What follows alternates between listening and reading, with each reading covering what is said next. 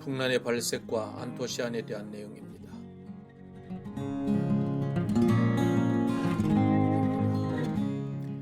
풍란의 잎에는 기본적으로 녹색, 황색, 백색의 색상이 있고 여기에 더하여 환경에 따라 나타나는 적색이 있습니다. 풍란의 녹색 부분은 광합성도 하고 탄소 동화작용도 하는 효율적인 조직이며 황색 부분은 광합성만 하는 비효율적인 조직입니다. 풍란의 백색 부분은 광합성이나 탄소 동화작용을 하지 못하는 부분으로 풍란의 성장에는 도움이 되지 않는 부분입니다. 하지만 사람의 눈을 즐겁게 하여 주기도 하기에 한동안 보기 위해 잘라버리지 않고 그대로 두기도 합니다. 적색은 풍란잎의 설백색 부분에 나타나는 홍해와 같은 색상으로 안토시아닌이라고 합니다.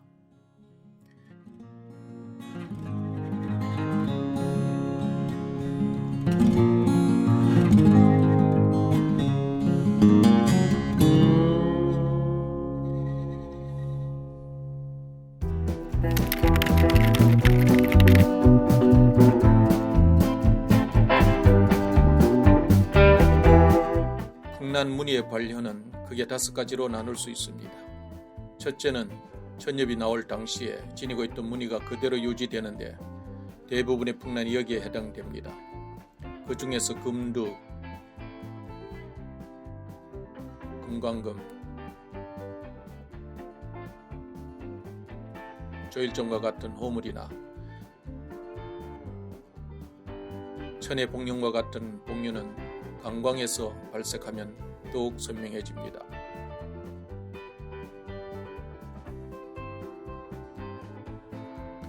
묵 종류도 습도를 높이고 강황에서 기르면 묵이 잘 나타납니다. 하지만 광량이 지나치면 한순간에 무너져 내리기에 조심할 필요가 있습니다. 둘째는 천엽이 나올 때에는 무지이지만 시간이 지나면서 서서히 녹이 빠지면서 무늬가 생기는 개체입니다. 이에 해당하는 품종으로서 운용농은 채광량을 조절하면 서서히 호반과 호가 드러나는 개체이고 금공작, 금유황, 황금금은 천엽이 무지로 나오지만 광량을 많이 주면 노란색이 되는 후발 개체이며 주나모단이나 황귀전은 서서히 녹이 옅어지면서 호반이 뜨는 개체입니다. 발색을 위해서는 높은 습도를 유지하는 가운데 광량과 광도를 조절해주면 되는데 어떤 분은 밖에서 스티로 폴박스를 준비한 후 거기에 물을 가득 채우고 그 위에 망사로 된 그물을 깔고 풍란을 얹어서 발색을 유도하기도 합니다. 셋째는 금모단과 같이 천엽이 백색, 황색으로 밝게 나와서 시간이 지나면서 서서히 녹이 차는 후암 개체도 있습니다.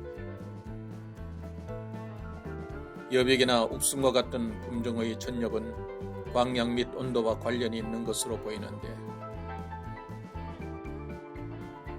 상대적으로 낮은 온도에서는 서반이 나오지만 여름과 같이 야간 온도가 높은 경우에는 녹색으로 많이 나오는 것 같습니다.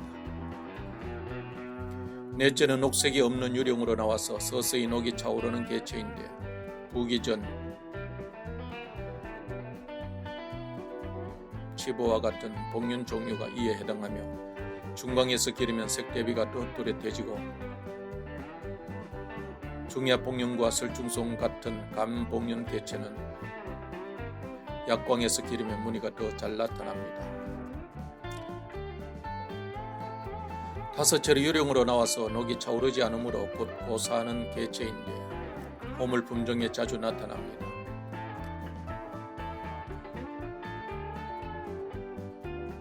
풍란 배양에 있어서 녹색 부분은 문제가 되지 않지만 녹색이 서서히 빠지거나 아예 녹이 없는 유령으로 나와서 서서히 녹이 차오르는 복륜 품종은 특별 관리가 필요합니다.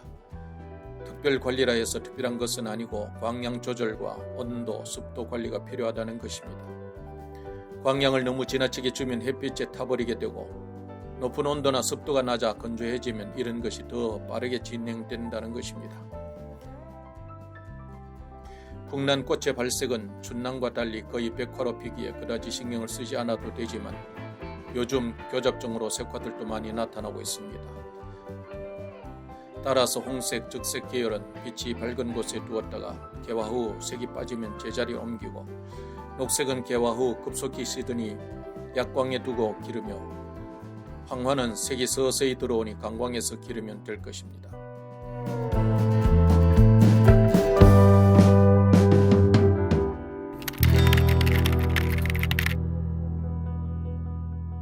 다음으로 안토시안에 대해서 말씀드립니다. 안토시안은 식물의 꽃, 열매, 잎 등에 나타난 수용성 색소입니다. 붉은색, 푸른색, 보라색 꽃이나 봄의 새눈, 가을의 단풍 등은 이 색소 때문입니다. 안토시아는 한자로 화청소라고도 합니다. 안토시아는 그리스어로 꽃을 뜻하는 안토스와 푸를 청을 뜻하는 카노스를 복합시킨 말입니다. 단풍은 가을의 저온과 강한 자외선에 의하여 잎의 세포에 함유되어 있는 엽록체의 작용이 쇠퇴하면서 엽록소가 분해되어 안토시안이 생기며, 또한 잎에 당분이 축적되면 안토시안이 생기는 것이 확인되었는데, 이른 봄의 어린 새잎이나 새싹이 일시적으로 빛이 많이 비칠 때 자외선에 의한 산화 상태에서 자신을 보호하기 위해 생긴다는 것입니다. 다른 한편으로 식물의 인, 칼륨, 마그네슘 등이 결핍되면 잎 등에 안토시안이 생겨 빨갛게 되는 일이 많습니다. 이것도 단풍과 마찬가지로 엽록체 등 원형질의 작용이 쇠퇴하기 때문이라고 해석됩니다. 안토시안은 매우 불안정한 물질입니다.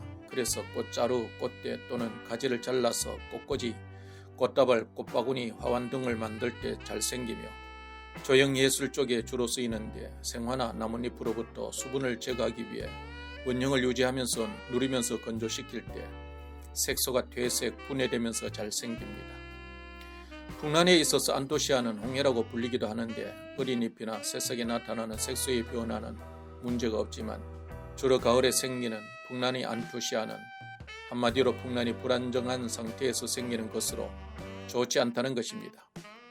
풍란에 나타난 안토시아는 청축을 가진 품종에서는 잘 나타나지 않는 것 같고 주로 니축 품종에 잘 생기는 것 같습니다. 안토시아는 어떻게 보면 이뻐 보일 수 있습니다. 그래서 풍란을 처음 기를 때는 가을이 되면 일부러 안토시안이 많이 생기도록 광량을 많이 주기도 하는데, 결국 너무 광량을 많이 주게 되므로 붉게 물들었던 잎이 쉽게 떨어져 버려서 볼품없게 된 경우가 많습니다. 안토시안이 잘 나타나는 개체로는 추원금이 있는데 가을에 붉게 물든다고 해서 붙여진 이름입니다. 또한 평화금이라고 하는 이름까지 가지고 있습니다. 추원금은 양난 교배종이라고 하는 설도 있지만 아무튼 대형의 극황 산반호이며 가을이 깊어질 무렵 잎 전체에 연지를 바른 것처럼 안토시안이 물드는데 옥외에서 밤에 서리를 마치면 더욱 짙어진다는 말도 있습니다. 그건 추천하지 않습니다. 또 추원금과 같이 안토시안이 잘 나타나는 홍선이 있습니다. 홍선은 볼륨감이 있는 희엽종으로 잎도 넓고 맹황색의 복륜이기에 그 위에 가을의 햇빛을 받으면 아름다운 안토시안을 나타냅니다. 그 외 안토시안이 잘 나타나는 품종으로 계림이 있는데, 계림은 저립복륜으로 때로는 대복륜의 형태를 보이기도 합니다. 동절기에 햇빛을 잘 받으면 복륜 부분에 안토시안이 잘 오릅니다. 또 어마미에서 변이된 단하라고 하는 품종이 있는데, 잎은 망고경의 희엽으로 밝고 선명한 백호를 나타냅니다. 이것도 동절기에는 아래 무늬 부분에 안토시안이 나타나서 화려하며 극치를 보입니다.